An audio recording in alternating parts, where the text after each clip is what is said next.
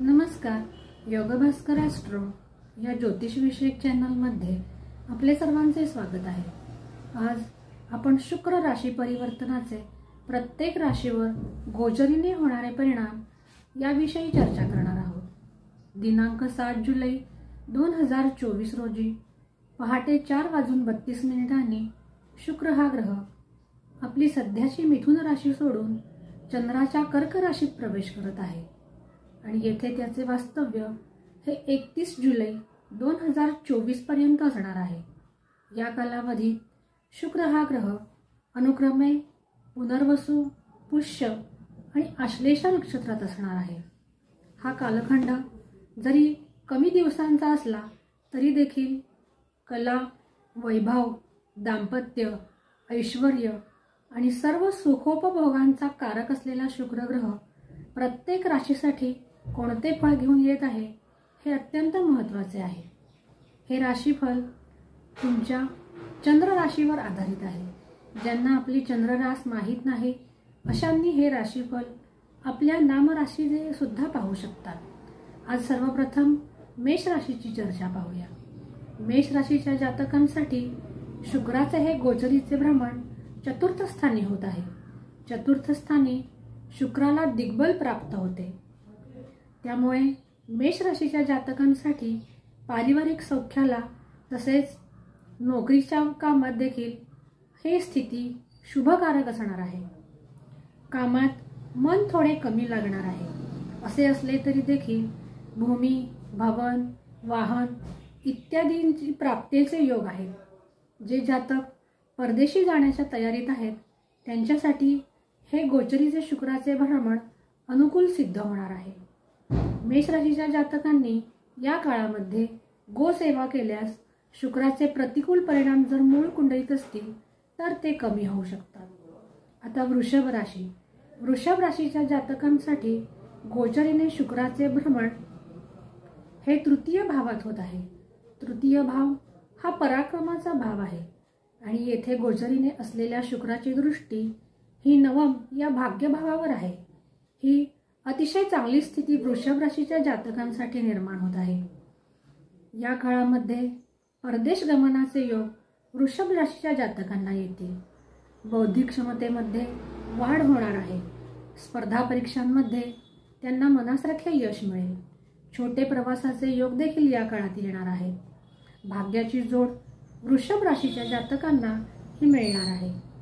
वृषभ राशीच्या जातकांनी या कालावधीमध्ये आपले चारित्र्य मात्र शुद्ध ठेवावे. त्या योगे वृषभ राशीच्या जातकांना शुक्राची शुभ फळे मिळण्यास मदत होणार आहे. मिथुन राशी. मिथुन राशी या जातकांसाठी शुक्राचे गोचरीचे भ्रमण हे द्वितीय स्थानात होत आहे. हा भाव वाणी, कुटुंब यांचा आहे. या काळामध्ये मिथुन राशीच्या जातकांसाठी आपल्या वाणीवर नियंत्रण ठेवावे. तसेच व्यसनाधीनतेपासूनही दूर राहावे. सुख समृद्धीचे योग मिथुन राशीच्या जातकांना या कालखंडात दिसून येणार आहे. मिथुन राशीच्या जातकांनी शुक्राचे शुभ परिणाम मिळण्यासाठी देवीला लाल पुष्प अर्पण करावे. कर्क राशी. कर्क राशीच्या जातकांसाठी शुक्राचे हे गोचरीचे भ्रमण त्यांच्या स्वतःच्या राशीवरूनच होत आहे. कर्क राशीला धनलाभाचे उत्तम योग या काळखंडात येणार आहेत. भौतिक सुखाचा आनंदही कर्क राशीच्या जातकांना हा मिळणार आहे. परंतु कर्क राशीने देखील या काळामध्ये आपले चारित्रिक वर्तन शुद्ध ठेवावे. तसेच दाम्पत्य जीवनामध्ये यामुळे कलह होणार नाही याची दक्षता घ्यावी. आपले जीवन संतुलित ठेवण्याचा प्रयत्न करावा. विपरीत व्यक्तीकडून मदत मिळणार आहे. कर्क राशीच्या जातकांसाठी या कालखंडामध्ये देवीची उपासना करावी. तसेच शुक्रवारी देवीच्या मंदिरामध्ये पांढरी मिठाई किंवा साखर अर्पण करावी.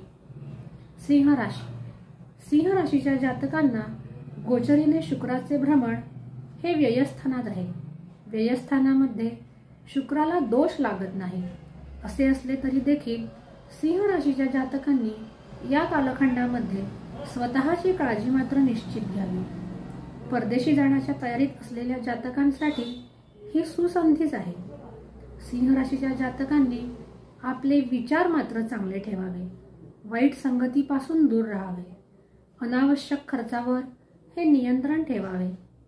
तसेच सिंह राशीच्या जातकांसाठी व्यापारी वर्गांसाठी हा कालखंड चांगला आहे. या जातकांनी या काळामध्ये गोसेवा करावी. कन्या राशीला सर्वाधिक श्रेष्ठ राशी म्हणता येईल या कालखंडातली. कर्क राशीसाठी गोचरीने शुक्राचे भ्रमण हे लाभस्थानावरून होत आहे.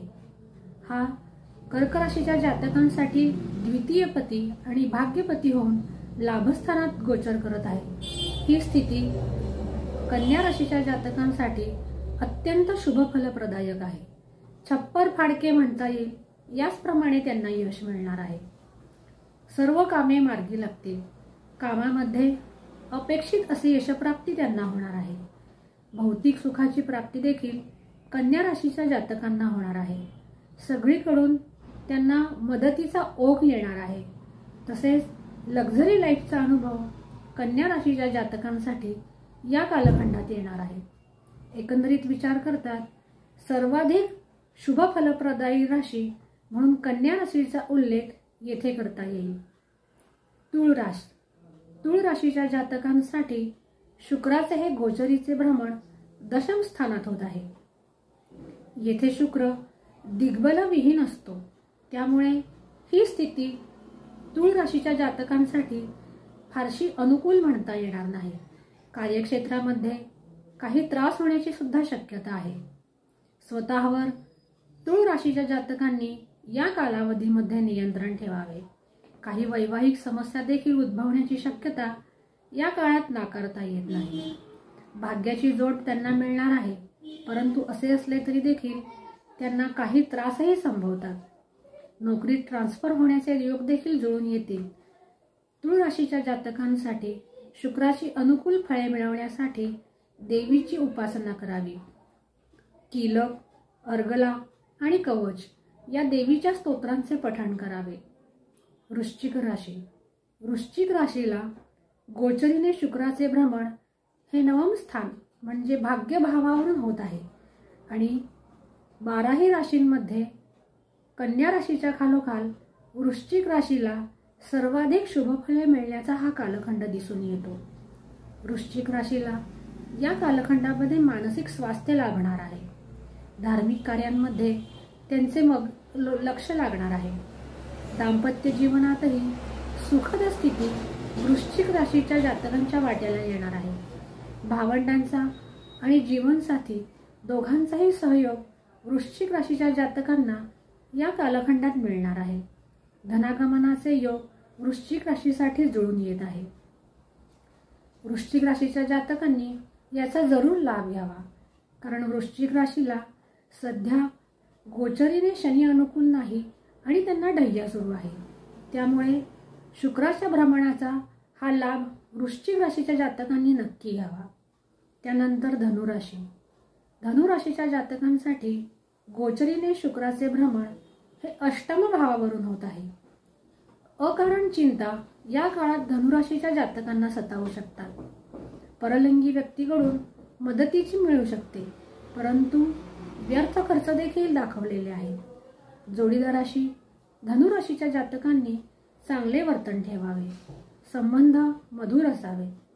धनुराशीच्या जातकांनी शुक्राची शुभ फळे मिळवण्यासाठी देवीची आराधना करावी. त्यासाठी श्री सूक्ताचे पठण केले तरी ते फायदेशीर ठरणार आहे.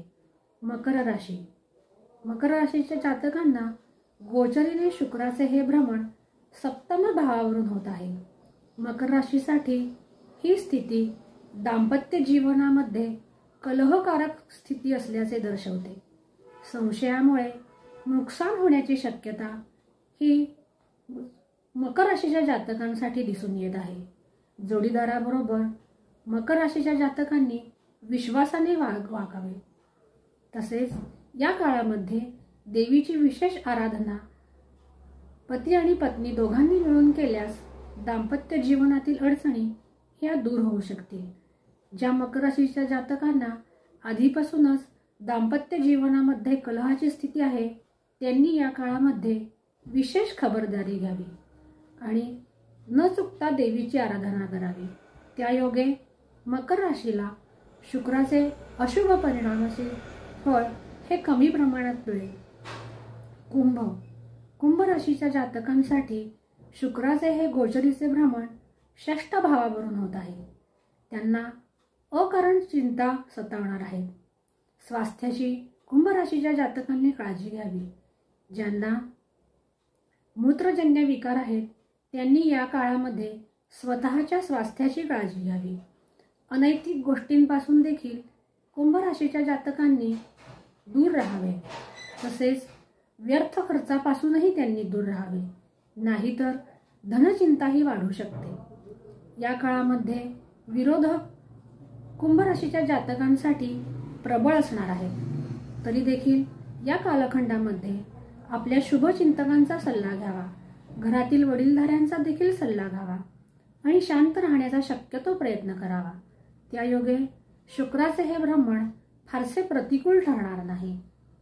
मीन राशीच्या जातकांसाठी गोचरीने शुक्राचे भ्रमण हे पंचम भावावरून होत आहे। पंचम भाव हा संततीचा भाव आहे। संततीच्या चुकीच्या वागणुकीमुळे अकारण चिंता मीन राशीच्या जातकांना सतावताना दिसते। प्रेमीजनांसाठी ही स्थिती काहीशी त्रासाची असणार आहे। दोघांमध्ये तिसऱ्या व्यक्तीची येण्याची शक्यता या काळामध्ये राहणार आहे। प्रेमीजनांनी या काळामध्ये इमानदारीने वागावे। मीन राशीच्या जातकांना छोटे यात्रायोग देखील येऊ शकतात। धनागमनासाठी ही स्थिती मीन राशीच्या जातकांना अनुकूल आहे। आर्थिक स्थिती मजबूत बनणार आहे आणि कलाकारांसाठी मीन राशीच्या जातकांसाठी हा अनुकूल कालखंड आहे। तसेच व्यापाऱ्यांसाठी सुद्धा मीन राशीच्या जातकांसाठी हा अनुकूल कालखंड आहे। परंतु मीन राशीच्या जातकांनी स्वतःच्या खाण्यापिण्यावर मात्र नियंत्रण ठेवावे। अशा रीतीने आज आपण शुक्राचे राशी भ्रमणाची गोचरीची माहिती आपण करून घेतली। अशाच प्रकारच्या नवनवीन ज्योतिषी आणि धार्मिक विषयांच्या माहितीसाठी चॅनलला लाईक आणि सबस्क्राईब नक्की करा। आज आपण येथेच थांबू। पुन्हा भेटूया एका नवीन ज्योतिषीय विषयासह। तोपर्यंत नमस्कार।